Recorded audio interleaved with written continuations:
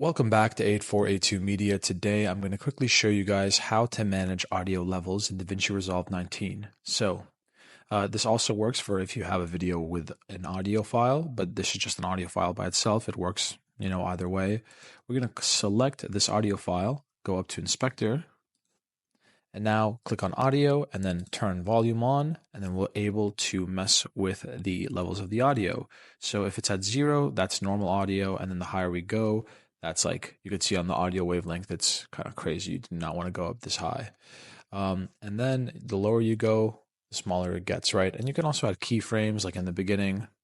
You could just add a keyframe for the volume at nothing, and then add a keyframe right here for the volume to be super high. And so now you can actually see right over here that there is a nice fade in that I've created. So that's how you manage audio in DaVinci Resolve 19. Hope this helped and have a great day.